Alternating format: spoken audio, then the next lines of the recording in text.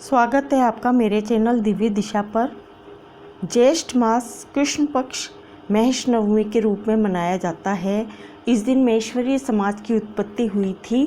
भगवान देवादिदेव भगवान शंकर माँ पार्वती की कृपा से इस समाज की उत्पत्ति हुई थी।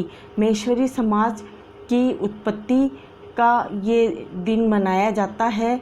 इस दिन भगवान महेश की प्रार्थना की जाती है और कथा सुनी जाती है। तो आइए हम महेश नवमी की कथा सुनते हैं। राजस्थान के खड़गल गांव में खड़गल सेन राजा राज्य करते थे। प्रजा सुखी थी। राजा बहुत ही धर्म प्रवृत्ति के थे, पर राजा के कोई वंश नहीं था, कोई कुल दीपक नहीं था। इस कारण राजा रानी बहुत दुखी रहते थे।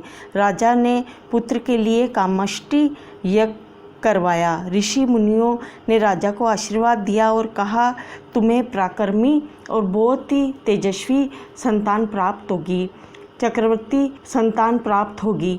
तो पर एक बात ध्यान में रखना कि उसे 20 वर्ष तक उत्तर दिशा में मत भेजना।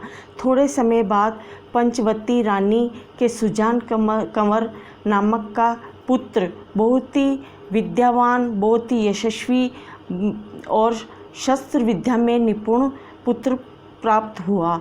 एक दिन एक जैन मुनि उस गांव में आए। उनके धर्म उपदेश से कुंवर बहुत ही प्रभावित हुए और उन्होंने जैन धर्म की दीक्षा ले ली और जैन धर्म का प्रचार करने लगे।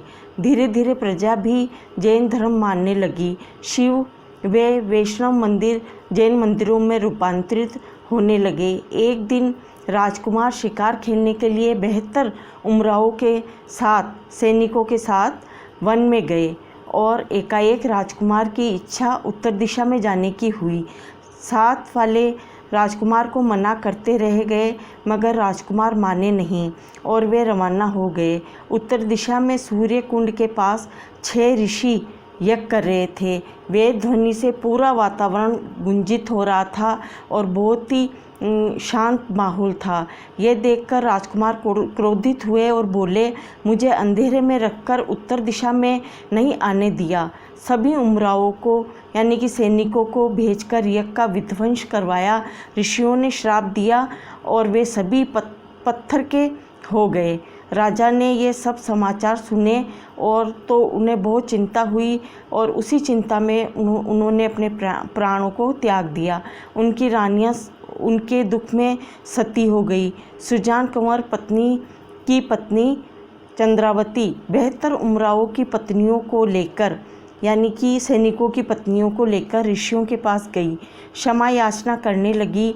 ऋषियों ने कहा, हमारा श्राप झूठा नहीं जा सकता, पर यहाँ से नज़दीक ही गुफा है, तुम वहाँ जाकर महेश भगवान की आराधना करो।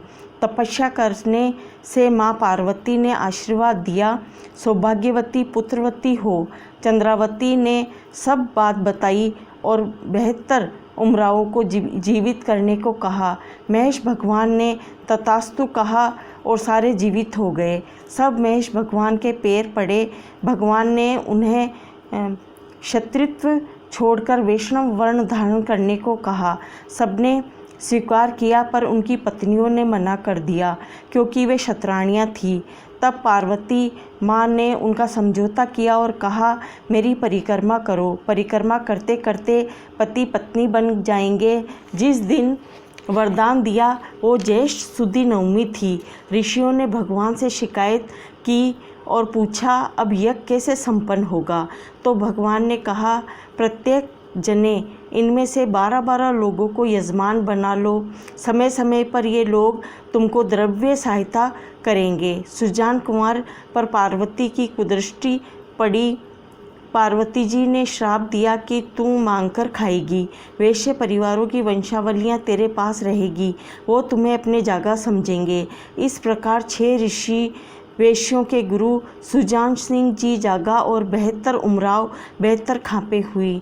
बोलो देवादिदेव महादेव माँ पार्वती की जय।